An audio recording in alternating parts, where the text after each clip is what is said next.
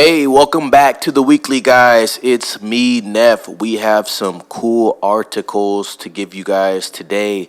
The first one that we have is from the Direct, and it is about a show that's actually going to be premiering next week on Disney Plus. A lot of people talking about it. It's probably going to be pretty polarizing. It's gotten a lot of hate and stuff like that on YouTube, but we're going to jump a little more into this right now. Let's go. Star Wars, The Acolyte reviews. Critics share strong first reactions. The Acolyte had its first official showings for critics who shared overwhelmingly strong reactions to the new Disney Plus series from Star Wars. Star Wars' newest series will take fans back in time to the High Republic era, providing a look at the earliest point in the on-screen Star Wars timeline to date, marking the first time in Star Wars history that a project features the Sith in leading roles. The Acolyte will bring plenty of epic lightsaber and force-wielding action and a story working as a prequel for the entire Skywalker saga.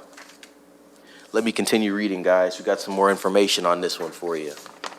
All right. Following the world premiere event for Star Wars The Acolyte, critics shared their initial reactions to what they saw in the first two episodes on X, formerly known as Twitter. Gizmodo's Jermaine Lucier called the first two episodes an interesting, fun, character-driven mystery that brings stakes into the equation while praising how it fits into the Star Wars universe. This is a quote. Beholden to nothing except being Star Wars, The Acolyte soars. It's an interesting, fun, character-driven mystery with real stakes that you care about, bolstered by all the fixings that make it Star Wars. Saw the first two episodes and loved them. Comic Books' Jamie Jirek was in disbelief at how much it's living up to her expectations. Here's a quote from her. I've waited so long for The Acolyte, and I cannot believe how much it's living up to my expectations. I love the first two episodes. It's so exciting to see a new, well-old era explored in live action. Lucille Hedlund did a dynamite job fleshing out these characters. I'm obsessed. So, I'll leave the rest of the article and the link in the description for you guys, but judging from what these critics say, we've gotten two critic reviews, and both of them seem pretty positive. So very interesting. Like I said, this trailer and a lot of news regarding this show has been getting a lot of hate just from fans, Star Wars fans in particular. They're kind of tired of what Disney's been giving them. And so it got a lot of hate, but it looks like the critics are kind of liking the show. Now, just because the critics are liking the show doesn't mean that the general public is going to like the show. So I'm very interested to see what's going to happen once we do get those first two episodes on streaming and we get to see what the masses say about this. I think if it is good, then I think people will have to, sit back and really gauge, is Disney heading in the right direction with Star Wars and a lot of the stuff they got going on. I think it will be a breath of fresh air if the show actually turns out pretty good. And so I think it's going to be very interesting, but like I said, with that being said, Star Wars The Acolyte is premiering next week. I believe it is June 4th on Disney Plus. So if you guys are interested in that, go ahead and check that out on Disney Plus.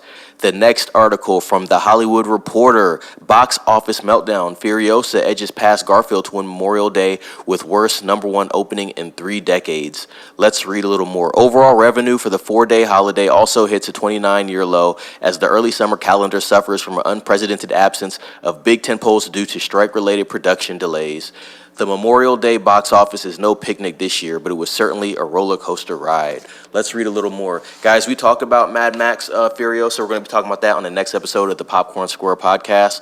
Pretty good movie, solid movie, second best movie that I've actually seen this year, and I rated it 8.3 out of 10. I think the movie is great. I think there's a lot of different factors to why the movie may not have performed over the Memorial Day weekend, but let me finish up this article. Mad Max franchise taking in an estimated $26.3 million for Friday through Sunday versus an estimated $24 million for the animated orange feline. That's Garfield, of course. Garfield on Sunday claimed victory over Furiosa with an estimated holiday gross of $31.9 million, but on Monday revised its estimate down to $31.1 million. Warner Brothers took the unusual position of not reporting a 4-day number until Monday. With the race so close and the headlines so bad, it's easy to understand why the studio remained mum. Despite Furiosa's victory, it still came in behind expectations and is the worst Memorial Day #1 opener since Casper debuted to $22.5 million nearly 30 years ago in 1995, Casper the Ghost. And that's not just adjusted for inflation. According to ComScore, this stat excludes 2020 when theaters were closed during the COVID-19 pandemic. Neither film aced it with audiences, with each receiving a B plus cinema score. So, interesting with that being said, like I said, Mad Max Furiosa, great movie. I can actually understand why it didn't do so well. First of all, Mad Max is a niche type film. This film is rated R, and this film has a lot of violence in it.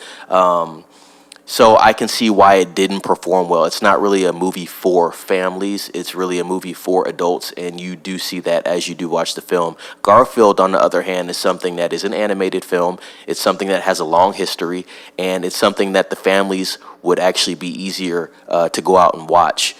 It'd be easier on them to go out and watch because you're not dealing with that R rating and you're not dealing with a lot of violence and stuff like that. It's very family friendly. So that's how I feel about Garfield. So I think that is the difference between the two. So I think it's a little unfair to be, hitting Furiosa with all these negative comments and negative news regarding the box office when, like I said, you are dealing with a movie that is rated R, it is niche, and it does have violence. And when you're going into Memorial Day weekend and you have family with you, because that's a big weekend for family and stuff like that. If people are out doing things, is the family going to be looking to go watch a movie that is rated R, or are they going to be going to watch a movie that is animated and has a PG score? You know what I mean? So to me, kind of a strange comparison to make. But like I said, we are going to be talking about Mad Max Furiosa on the next episode of the Popcorn Square podcast, which is dropping this Friday, and it is going to be an episode that you guys do not want to miss. Other than that, I don't have much for you guys. Keep your eyes out for the Acolyte. I'm very interested to hear if anybody is interested in actually watching the Acolyte. And if you guys are, please watch it and let me know what you think about it. Like I said, that is going to be premiering next week, and I believe it's going to be a 2-episode premiere, so they're going to give you 2 episodes on that premiere. Also, if you guys have seen Mad Max Furiosa, let me know what you think about it. If you've seen Garfield, let me know what you think about it. We had a pretty big weekend for movies this past weekend. We're going to be going into June, so we got some more movies coming out, and we will be discussing that. With that being said, guys, it is Neff signing off. Like, subscribe, comment, ring the bell for notifications, share with a friend. Be safe.